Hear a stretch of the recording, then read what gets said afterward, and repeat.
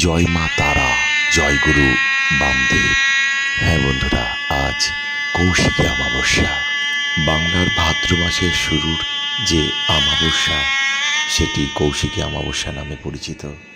কৌশিকী অমাবস্যার পূর্ণ লগ্নে তারাপীঠ মন্দিরে বিশেষ পুজোর আয়োজন করা হয়েছে। মা তারাকে রাজবেশে পুজো করা হবে। তো বন্ধুরা, এবার তারা মায়ের পুজো শুরু হয়ে গেছে। লক্ষ লক্ষ অগণিত ভক্তের সমাগম হয়েছে আজ। সাধক বামাখ্যাপা তারাপীঠ মহাশ্মশানে শ্বেত শিমুল বৃক্ষের তলায় সিদ্ধি লাভ করেছিলেন 1274 বঙ্গাব্দে, আর সেটাই ছিল কৌশিকী অমাবস্যার দিন।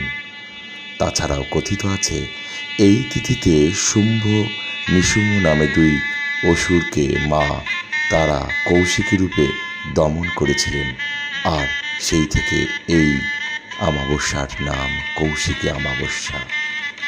অগণিত ভক্ত আর প্রশাসনের সহযোগিতায় এবং এখানকার সেবায়িতদের সহযোগিতায় শান্তিপূর্ণভাবে পালিত হচ্ছে কৌশিকী অমাবস্যা।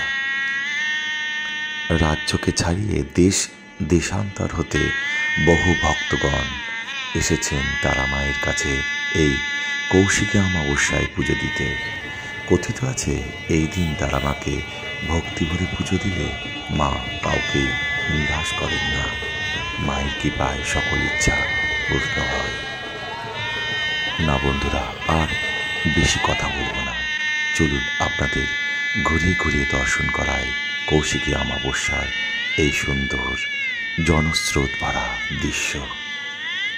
কি অপূর্ব আলোকসজ্জায় সুসজ্জিত হয়েছে তারা মায়ের মন্দির প্রাঙ্গণ।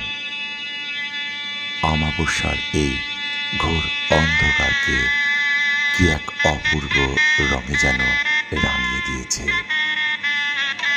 ভক্তগণের উজ্জ্বল উপস্থিতি। তো বন্ধুরা, দর্শন করুন এই জনস্রোতময় কৌশিকী অমাবস্যা।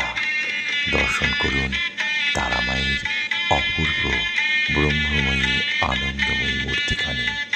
তো বন্ধুরা, আর কোনো কথা নয়, চলুন শুধু ঘুরিয়ে ঘুরিয়ে দর্শন করায়।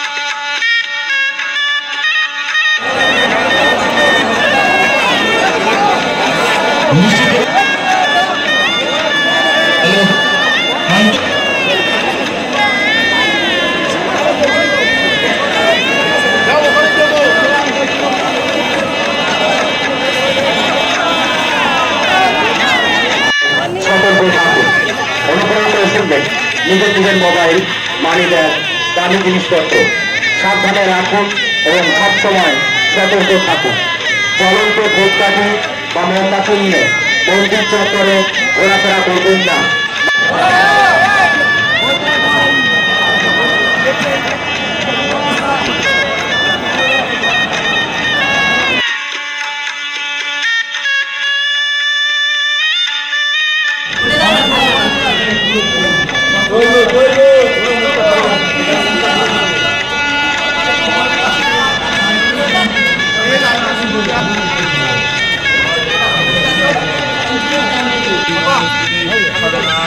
পরিত্রাণ